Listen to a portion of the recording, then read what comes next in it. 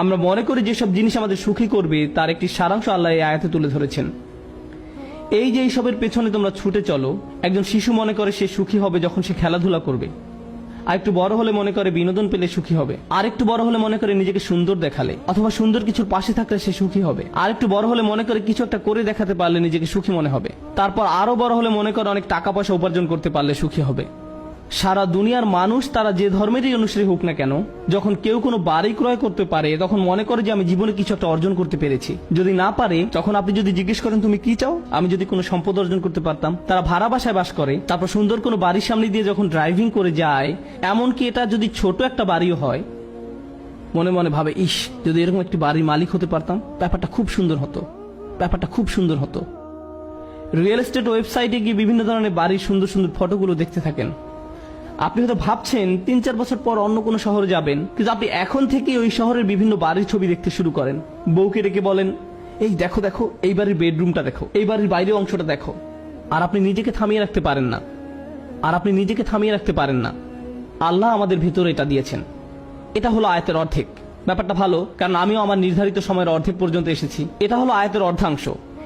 এই দুনিয়ায় আমি আপনি যে সব কিছুর পেছনে ছুটে চলি, এই অর্ধাংশে আল্লাহ তার একটা সারাংশ তুলে ধরেছেন। দ্বিতীয় অংশে আল্লাহ এই বিষয়গুলোকে একটা কিছুর সাথে তুলনা করেছেন।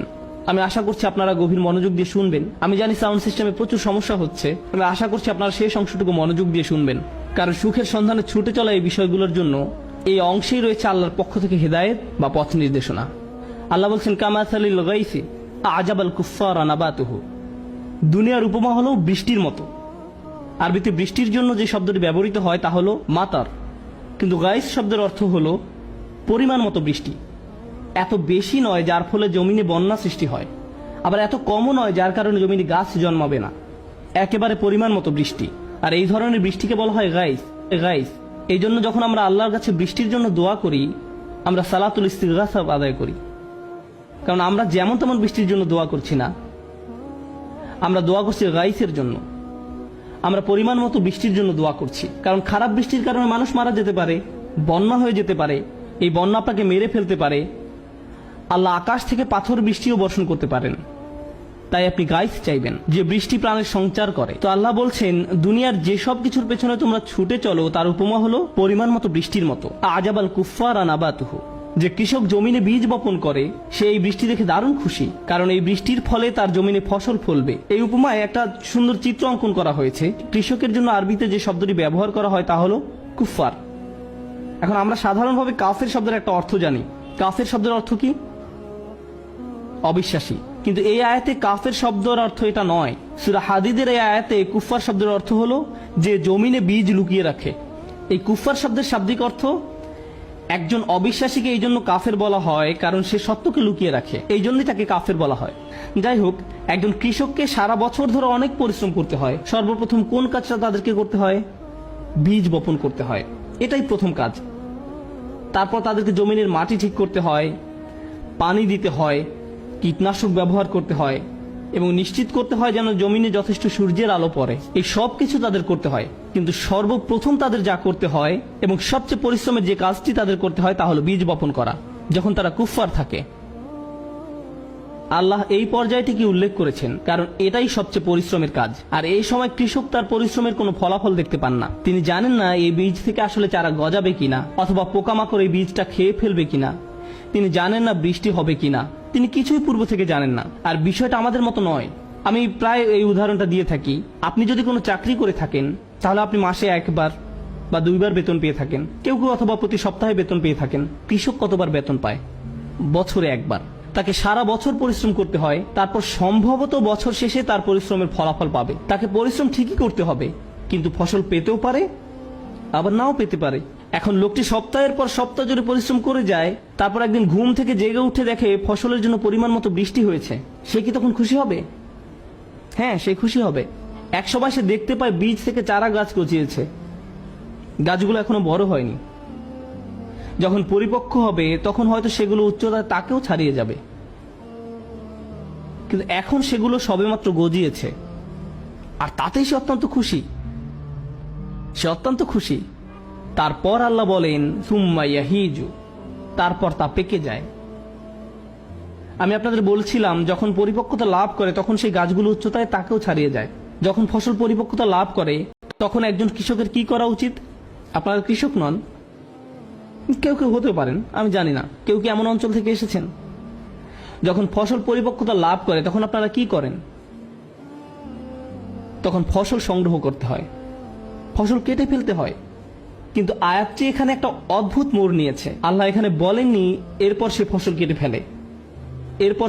কেটে ফেলে, বরং তিনি বলছেন ফাতারাহু মুসফাররান, তখন তুমি তা হলুদ বর্ণের দেখতে পাও, তখন তুমি দেখবে এটা হলুদ বর্ণ ধারণ করেছে।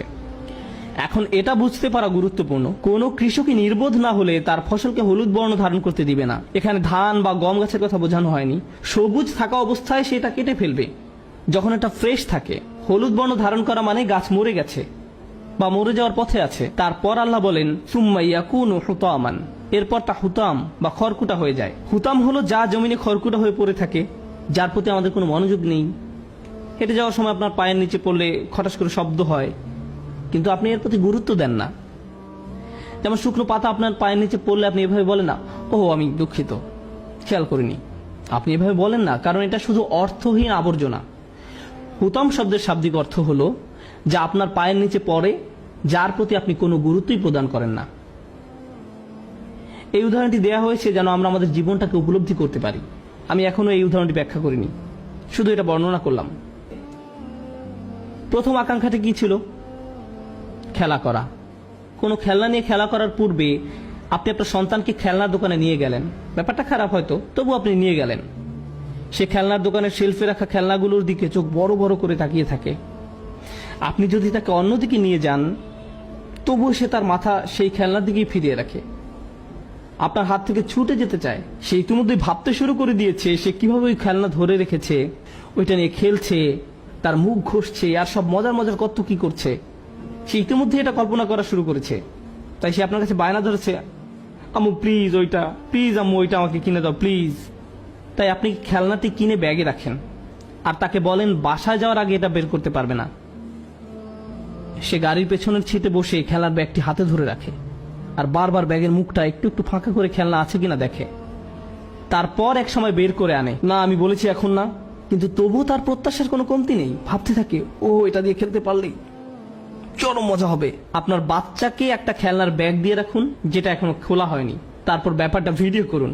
অনেকক্ষণ যাবত তাকে এটা খুলতে দিবেন না, কারণ সেই সময়টুকু ওই খেলনার সাথে তার কাটানোর সবচেয়ে সেরা সময়। এটা ঠিক ওই কৃষকের মতো যে চরম চিন্তায় মশগুল থাকে, বৃষ্টি হবে তো, বৃষ্টি হবে তো, বৃষ্টি হবে তো। আর যখনই বৃষ্টি আসে সে চরম খুশি হয়ে যায়। যদিও এখনো ফসল বের হয়নি, যদিও এখনো গাছগুলো পরিপক্কতা লাভ করেনি, তারপরেও সে দারুণ খুশি। সে ভাবতে শুরু করে দেয় আমি অনেক ফসল পাবো, বিক্রি করে অনেক টাকা পাবো। তো বাচ্চাটি চরম উত্তেজিত। অবশেষে সে বক্সটি খুলে খেলনাটি বের করে আনলো। সেটা নিয়ে ধরুন 3 ঘন্টা খেলা করলো, 3 ঘন্টা খেলা করলো। এরপর আপনি খেলনাটি কোথায় পাবেন? তোমার খেলনাটি কোথায়? জানি না তো। তুমি আমাকে কখনো আয়রন ম্যান কিনে দাওনি, দিয়েছে শুধু ক্যাপ্টেন আমেরিকা, দিয়েছে শুধু ক্যাপ্টেন আমেরিকা। আমি আয়রন ম্যান চেয়েছিলাম। অল্প কিছু সময়ের মধ্যে যা একটু আগে তার কাছে ছিল দুনিয়ার সবচেয়ে মূল্যবান জিনিস, তা এখন মূল্যবান হয়ে গেছে। আল্লাহ কোন বিষয়টিকে মূল্যহীন হিসাবে বর্ণনা করেছেন? কৃষি জমি।